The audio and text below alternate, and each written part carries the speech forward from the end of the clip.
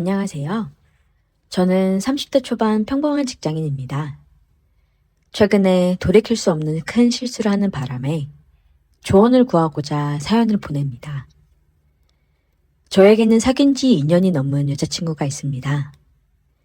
여자친구는 친한 친구의 아는 동생이었는데 우연히 친구를 따라 술자리를 나왔다가 처음 만나게 되었고 그 후로는 제가 열렬히 구애한 끝에 사귀게 되었어요.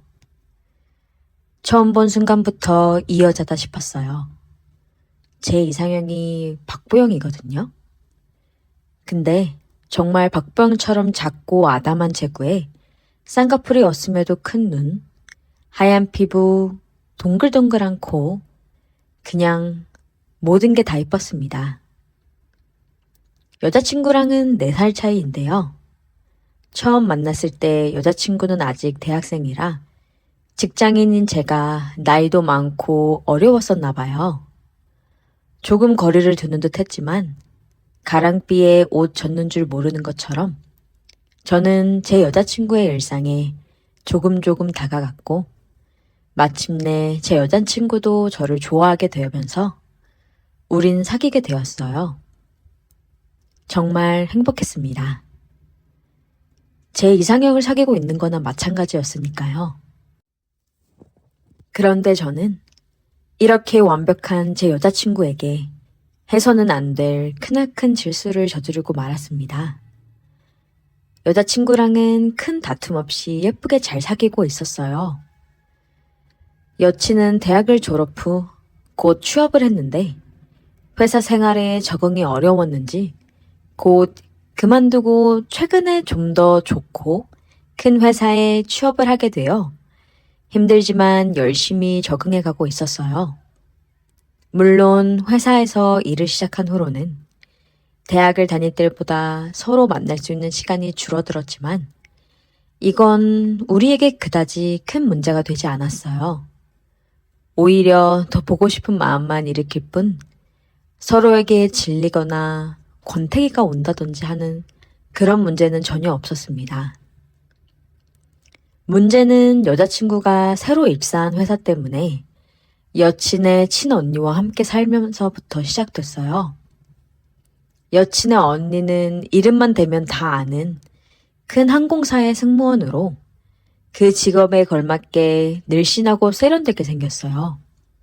둘이 친자매라지만 정말로 느낌은 정반대였습니다.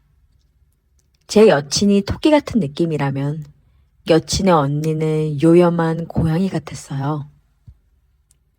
여친이 지금 여친의 언니와 함께 사는 집은 제가 사는 곳과 정반대에 위치하는 바람에 차로도 1시간이나 걸려요. 저는 항상 데이트 후에 여친을 집까지 데려다 주는데 이사한 후로는 저도 좀 힘들더라고요. 그래서 데이트 후에 여친을 따로 데려다 줄 필요 없이 서로에게 편하게 여친의 집에서 데이트를 하려곤 했습니다. 여친의 언니가 종종 집에 있어서 같이 밥을 먹거나 영화를 보는 등 셋이서 잘 놀곤 했어요.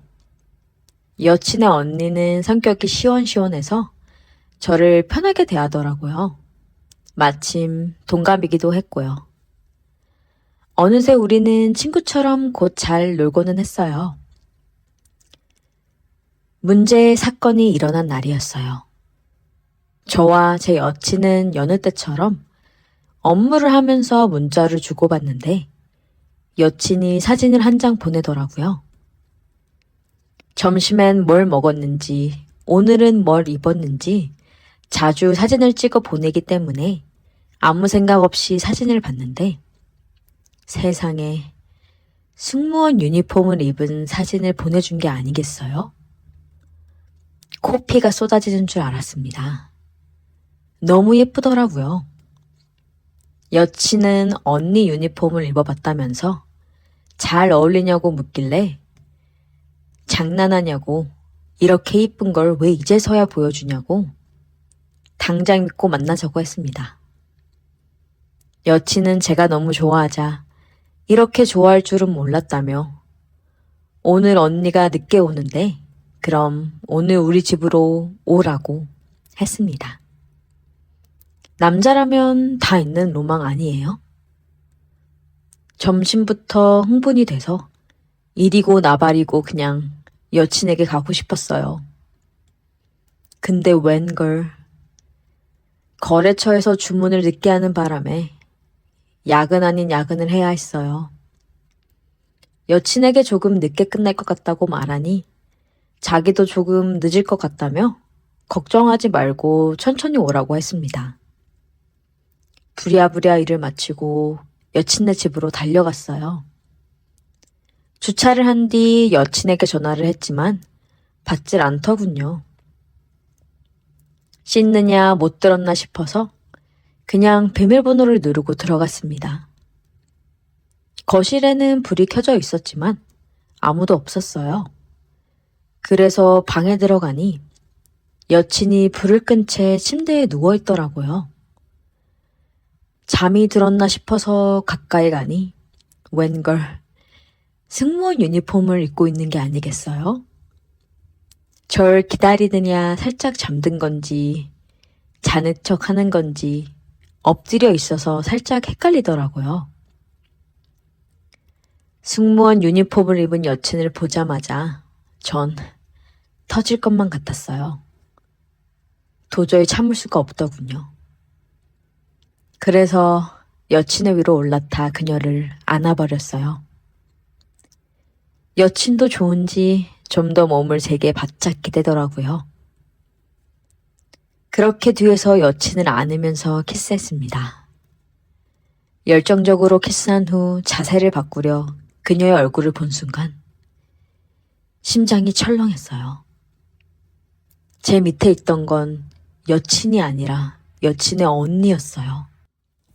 제가 너무 놀라서 멈추자 여친의 언니는 그런 저를 밀치고 올라타며 계속 이어갔습니다.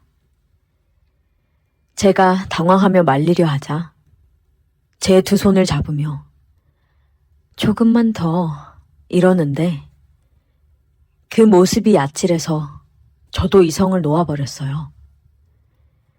그렇게 저는 여친이 없는 동안 여친의 언니와 돌이킬 수 없는 실수를 저질러 버렸습니다. 일을 끝낸 후에 여친의 언니는 오랜만에 해서 좋았다며 근데 이제 곧 동생이 올 테니 넌 가보는 게 좋겠다고 말하며 욕실로 들어갔어요. 전 심란한 마음을 뒤로한 채 도망치듯 그 집에서 나왔습니다. 집에 가는 길에 여친에게 전화가 왔지만 받지 않았어요. 여친은 야근에 없었던 회식까지 겹쳐 이제서야 끝났다고, 미안하다고, 많이 기다렸냐며 전화 좀 받아달라고 문자를 보내왔습니다. 여친의 전화가 계속 오길래 피곤해서 퇴근 후 집으로 바로 왔다고 걱정 말라고 문자를 남겼습니다. 죄책감에 도저히 여친의 전화는 받을 수가 없더라고요. 그렇게 한 일주일은 그냥 문자만 하며 여친을 피해 다녔습니다. 갑자기 이러니 당연히 여친도 속상해 하더라고요. 여친을 어떻게 대할지 몰라 무작정 피하기만 했습니다. 여친이 결국 회사 앞으로 찾아왔더라고요. 그동안 걱정이 많았는지 얼굴이 헬쓱한 게 마음이 아팠습니다. 그렇게 근처 카페에 들어가 대화를 나눴어요. 여친은 자기에게 실증이 난 거냐며 울며기며 말하는데 그 모습이 정말 가슴이 찢어지는 것처럼 아팠습니다. 하지만 여친의 언니와 있었던 일은 절대로 말할 수 없었어요. 그래서 그냥 집안에 힘든 일이 있어서 혼자 있을 시간이 필요했다며 걱정시켜서 미안하다고 여친을 달랬습니다. 그렇게 오랜만에 여친을 만나 화해의 키스를 하고 여친을 집으로 데려다 주었어요. 여친이 잠시 들어와서 언니랑 인사도 하는 겸 쉬고 가라고 했지만 피곤하다며 거절했습니다. 여친의 언니를 만나는 것도 그 집에 다시 들어가는 것도 다 두려웠어요. 혹시라도 제 여친이 여친의 언니와 제 사이에 이상한 낌새를 눈치채기라도 하는 날에는 전 여친을 잃을 수 없었습니다. 그렇게 그 후로는 여친을 집까지 데려다 주기만 할 뿐 절대 집에 들어가지 않았어요. 피곤했지만 그래도 어쩔 수 없었어요. 여느 때와 마찬가지로 여친을 데려다 주는데 마침 여친의 언니도 집에 들어가는 길이라 마주쳐 버렸어요. 퇴근길인지 승무원 유니폼을 입고 있는데 그날이 생각나서 아찔했습니다. 여친의 언니를 똑바로 볼 수가 없었어요. 제 반응이 재밌는지 운전석에 더 가까이 다가와서 제게 인사를 건네더군요. 그렇게 서둘러 여친을 내려주고 여친과 여친의 언니가 집에 들어가는 뒷모습을 보는데 여친의 언니의 뒤태에 더 눈이 가더라고요. 저도 모르겠습니다. 여친 언니는 어떻게 저렇게 아무렇지 않은 건지 전 미칠 것만 같은데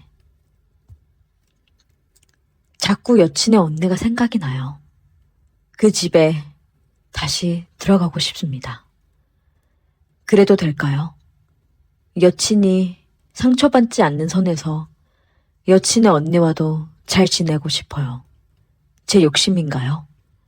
어떻게 해야 여친과도 여친의 언니와도 잘 지낼 수 있는 건가요?